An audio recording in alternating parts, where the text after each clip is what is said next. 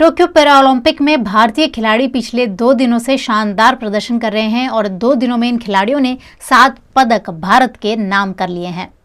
Tokyo Paralympic में सोमवार को भारत के लिए ऐतिहासिक दिन रहा।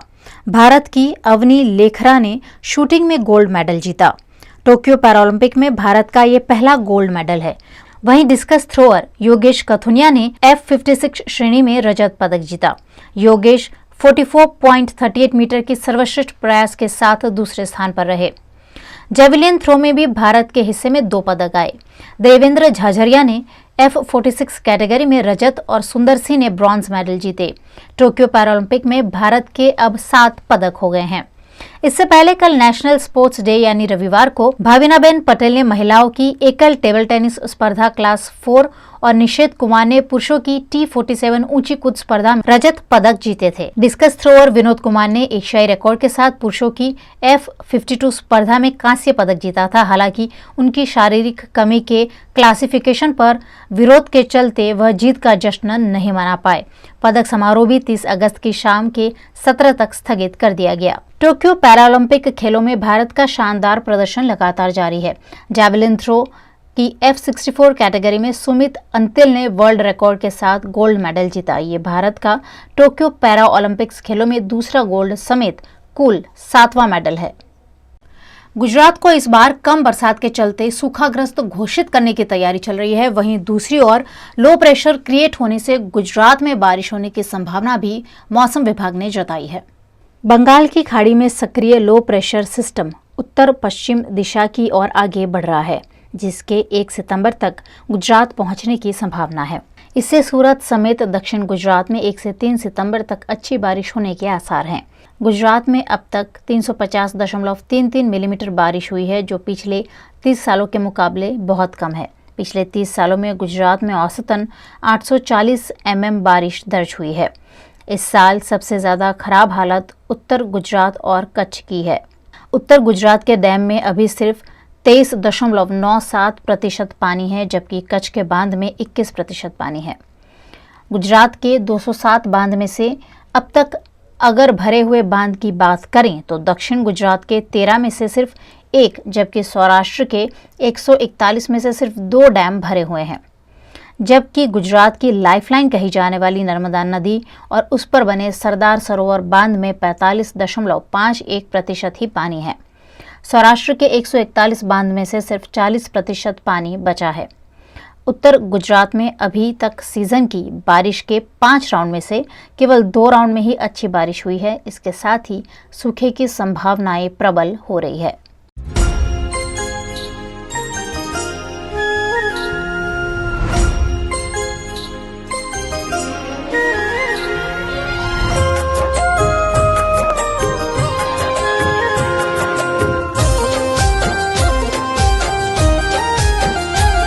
जन्माष्टमी के उपलक्ष्य में वडोदरा के इस्कॉन मंदिर में सुबह से ही भक्तों का जमावड़ा देखने मिल रहा है और भक्त भगवान के दर्शन कर निहाल हो रहे हैं। आज पूरे देश भर में कृष्ण मंदिरों में जन्माष्टमी की धूम है। जन्माष्टमी के दिन भगवान कृष्ण का जन्म हुआ था और उनके जन्मदिन को भारत भर में जन्माष्टमी के रूप में धूमधाम से मनाया जाता है। पिछले साल कोरोना महामारी के चलते पर्व की धूम थोड़ी सी फीकी पड़ गई थी, लेकिन इस बार सरकार की इजाजत के साथ मंदिरों में जन्माष्टमी मनाने की पूरी तैयारियां कर ली गई है। सुबह से ही वडोदरा के गोत्री इस्कॉन मंदिर में भगवान के दर्शन के लिए भक्तों का तांता लगा हुआ है। मंदिर प्रबंधन द्वारा भक्तों से सोशल डिस्टेंसिंग, मास्क, सैनिटाइजिंग का पालन भी करवाया जा रहा है।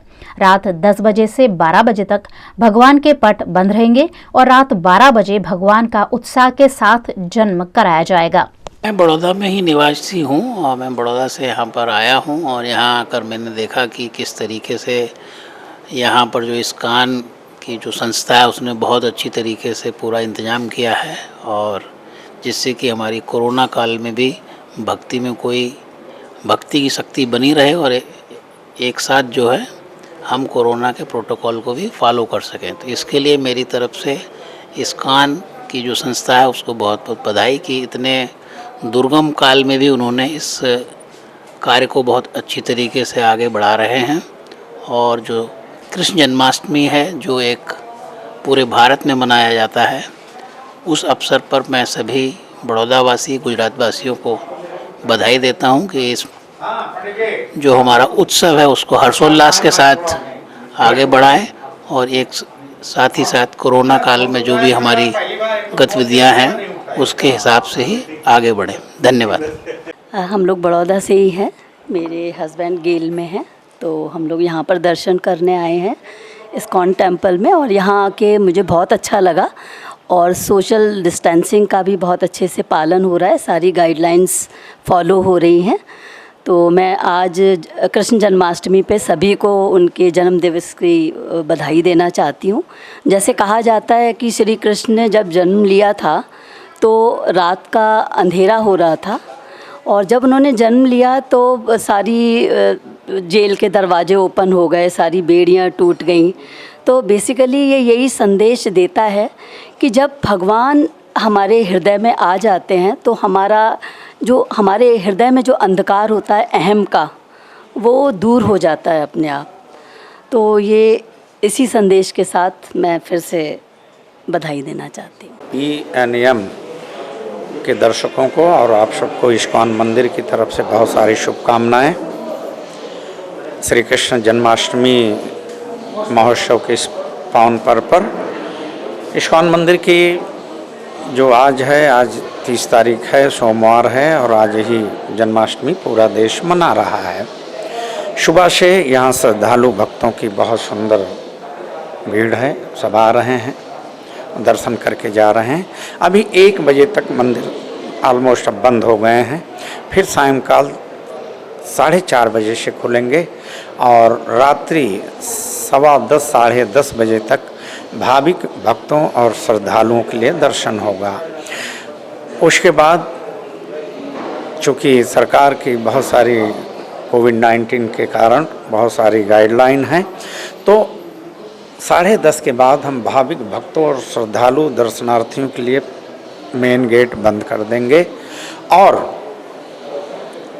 12 बजे भगवान का यहाँ अभिषेक होगा, जन्मोत्सव मनाया जाएगा, लेकिन अंदर के जो साधु संत महात्मा इत्यादि होंगे।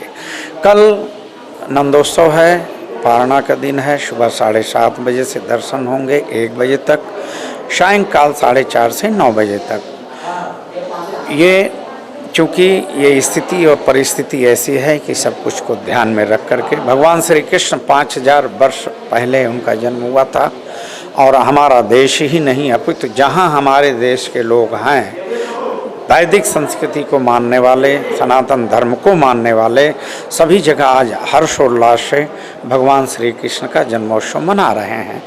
और पुनः एक बार आपके दर्शकों के लिए हम सबका भाव भी सबको निमंत्रित करते हैं कि आप लोग दर्शन करने आएँ, लेकिन मास्क कोविड-19 का पालन करते हुए आप यहाँ आएँ, दर्शन करके आप जाएँ। यहाँ पर कोई आयोजन नहीं है, कोई बैठने की जगह नहीं है, कोई सांस्कृतिक कार्यक्रम नहीं है, कोई भंडारा नहीं है। तो पुनः इन्हीं शब्दों के साथ आप सबको जन्माष्टमी की बहुत सारी शुभकामनाएं, और आप आएँ दर्शन करके अपने घर में जाता है। जो मेन एंट्रेंस है दर्शनार्थी भक्तों के लिए, भाविक भक्तों के लिए, वहाँ सैनिटाइज रखा गया है, सैनिटाइज केबिन रखी गई है, उससे इंटर होके ही सबको जाना है। और दूसरा भी मास्क वितरण भी चल रहा है इस्कॉन मंदिर की तरफ से, और हम ध्यान रख रहे हैं। और अब देख रहे हैं, शायद यहाँ पर देख रहे होंगे कि सभी के पास मास्क है, सभी मास्क, और जिनको नहीं है वहाँ पर क्यू में वितरण किया जा रहा है। देश भर के साथ साथ गुजरात में आज जन्माष्टमी की धूमें और कृष्ण मंदिरों में भाविक भक्तों की लंबी लंबी कतारें सुबह से ही देखने मिल रही है। आज जन्माष्टमी का पर्व है और इस मौके पर भगवान श्री कृष्ण की द्वारिका नगरी में भक्तों की भारी भीड़ है। लोग सुबह से ही मंदिर में दर्शन हेतु उमड़ रहे हैं। ऐसे में सुरक्षा व्यवस्था चाक चौबंद रखी गई है। जिला पुलिस विभाग द्वारा 5 डीवाईएसपी, 15 पीआई, 50 पीएसआई समेत 1200 कर्मचारी सुरक्षा व्यवस्था में लगाए गए हैं और कोरोना गाइडलाइंस के पालन की खास व्यवस्था मंदिर प्रबंधन द्वारा की गई है। टोक्यो में जारी पैरा ओलंपिक में भारत को पहला पदक दिलाने वाली भाविना पटेल को table tennis association of Baroda द्वारा 1 लाख का नगद पुरस्कार दिया जाएगा। टोक्यो में ओलंपिक के बाद अब पैरा ओलंपिक गेम्स में भारतीय खिलाड़ियों का बेहतरीन प्रदर्शन जारी है। पैरा ओलंपिक में गुजरात की भाविना पटेल ने टेबल टेनिस में देश को सिल्वर मेडल दिलाया है। भाविना पटेल की जीत पर वडोदरा में TTAB ने केक काटकर खुशियां मनाई और इस मौके पर भाविना पटेल को 1 लाख का नगद पुरस्कार दिए जाने की घोषणा भी की। Para Olympic Tokyo Japan table tennis में આપણા ગુજરાતની દીકરી ભાવિના પટેલ વિજયી થઈ છે, સિલ્વર મેડલ જીતીને લાવી છે। એ ટેબલ ટેનિસ રમાડનારા બધાનું ગૌરવ છે અને table tennis association of Vadodara આ ઉજવણી આજે કરી રહ્યું છે। કેક કાપીને દીકરીને વધામણી આપતા અને ભારત માતાના જયકારા સાથે અમે ઉજવણી કરી છે, કેક કાપી છે અને આજે અમે નક્કી કર્યું છે કે દીકરી આપણી ભાવિના પટેલ સિલ્વર મેડલ જીતી છે તો એને આપણા તરફથી table tennis association of Vadodara તરફથી 1 લાખ રૂપિયાનું ઇનામ આપવાનું નક્કી કર્યું છે। ટેબલ ટેનિસ ગેમ માટે ખૂબ જ મોટો ઐતિહાસિક દિવસ છે, કારણ કે એક તો આપણા ગુજરાતના બેન ભાવિનાબેન પટેલ અને ટેબલ ટેનિસ રમત જેની સાથે અમે છેલ્લા 40 વર્ષથી સંકળાયેલા છીએ as a table tennis association of Baroda, અને એને ઓલિમ્પિકની અંદર સિલ્વર મેડલ જીતીને આવ્યા, જે ટેબલ ટેનિસની ઇતિહાસમાં પ્રથમ બનાવ છે। એટલે અમારા ગેમમાં એટલું બધું મોરલ બુસ્ટઅપ થયું છે અત્યારે કે લોકો જે લોકોને ટેબલ ટેનિસ નહોતા જાણતા એ લોકો પણ અત્યારે ટેબલ ટેનિસની ચર્ચાને વાતો કરવા માંડ્યા છે, કારણ કે લોકોને એવું જ હતું કે ટેબલ ટેનિસમાં ચાઇના સિવાય બીજું કોઈ જીતી જ ના શકે, પણ ભાવિનાબેનને એ પ્રૂવ કરી બતાવ્યું કે ચાઇનાના પ્લેયરને હરાવી અને ફાઇનલમાં પહોંચ્યા છે। એટલે આ જીત એ બહુ નાની સોની જીત નથી, બહુ ઐતિહાસિક જીત હતી એમની।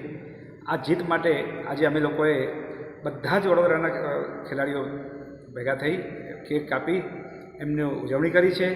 એમાં વડોદરાના અમારા લોકલ જે પેરા ઓલિમ્પિકના જે ખેલાડીઓ છે જેને Vadodara table tennis association Baroda table આપેલું છે, એ લોકોને કોચિંગ આપીએ છીએ। એ લોકો જ્યારે પણ નેશનલ્સમાં રમવા જાય ત્યારે અમે એ લોકોને બધી મદદ કરીએ છીએ। એ લોકો પણ અહીં હાજર રહ્યા હતા અને અમારી સાથે ઉજવણીમાં એ લોકોએ પણ સહભાગી થયા છે। लेटेस्ट खबरों के लिए यूं ही देखते रहिए VNM न्यूज और हाँ VNM टीवी की YouTube चैनल को लाइक, शेयर और सब्सक्राइब जरूर करें और हाँ इस बेल आइकन को दबाना ना भूलें। इसे प्रेस करते ही आपको मिलेगी VNM टीवी YouTube चैनल की सारी नोटिफिकेशंस और आप रहेंगे खबरों से अपडेटेड।